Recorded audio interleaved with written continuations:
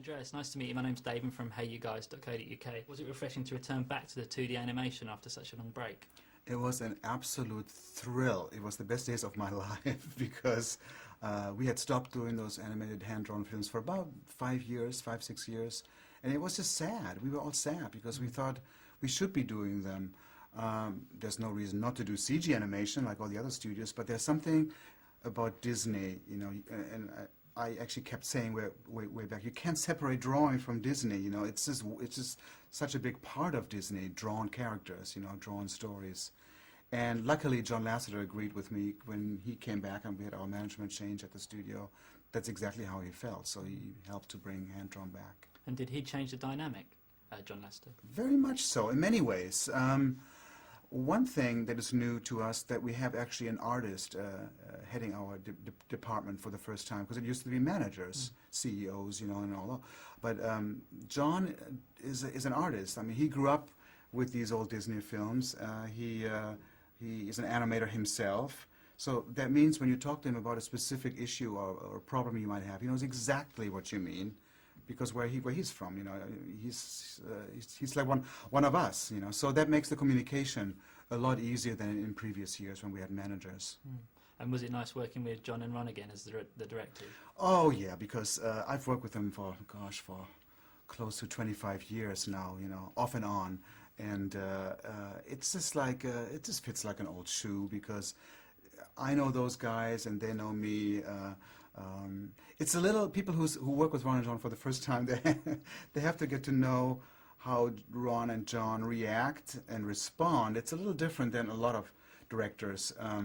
For example, I scan a scene, a roughly animated scene, and I would show it to them, and John would probably not say anything, and Ron would just sit and look at the screen and just kind of nod. And that means it's fantastic, you know. They just don't, they're not that vocal. I mean, they would tell you afterward what they like and what they don't like, but initially they don't show much emotion. You have to read them and their subtle expressions, you know, so it takes a little while. But I've known those guys for years. Yeah, a bit difficult to read. Who's your favourite Disney character of all time that you've worked on? Because you've been working at Disney for quite a long time now. Yeah, it's going to be 30 years this August. That's a really difficult answer to give, because it wasn't me who said this, but these animated characters, they almost become like your own kids. You know, it's like asking a father who's your favorite child, because we live with them for so long. That's why. I like them. I like certain characters for certain aspects. Like, I really enjoyed doing Scar because he wasn't just a bad villain. He was also a very intelligent villain. And that made Scar, I think, even more dangerous. So I like that aspect about him. And I like drawing Jafar a lot because he's got this face like a mask.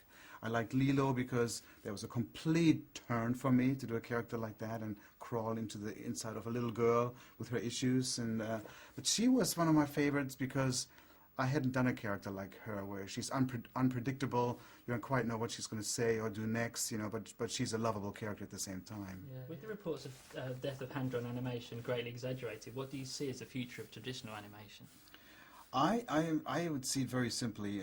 If we pick great stories, you know, that captivate audiences and tell them well and animate them well, and maybe along the way change style here and there, try to explore different visual worlds, you know, I think we're going to be just fine, because what really matters to an audience, it's not the medium, whether it's puppet animation or CG or hand-drawn. People just want to be entertained. They want to get to know the characters and they want to see a good story.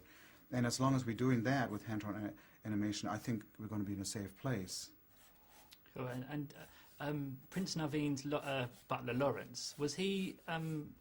Was anyone specific taken to as his sort of to be modelled upon? Because we looked at it and we thought he looked like Timothy Spall. Every time we looked at it, do you know Timothy Spall? I don't. Is he a local actor? He is. He's a British actor, but he's quite one. He's in Harry Potter and things like that. But I have to ask Tony DeRosa, who animated him, if that indeed was an influence. It might be coincidental. I remember about Lawrence, though, Tony started drawing him with a very sharp nose, sort of a pointy nose. And then the problem was there were other characters that had pointy noses, the Fenner brothers, the realtors, you know, and he looked like one of them. So I said, we got to alter that, you know, because I mean, just to be clear on the characters. But yeah, you would have to ask Tony, you know, if that actor played a role. Can you just tell me on a day-to-day basis what your job role would include? Yeah, we had dailies or rushes, like you call them here, each morning. So they would normally start at 9 o'clock, and so we would look at everybody's work in progress and discuss it and talk about it. What could be better? You know, what we like, what we don't like about it yet. And that's a great forum actually, because you can benefit from other people's ideas. And then after that, I might be starting a new scene and talk to the directors about what's supposed to happen in the scene and what Mama Odie's thinking in this scene. So we talk about those things at great length, and then I would go to my room and rough that scene out. Meaning I would just do like little doodles, rough sketches, such as this one.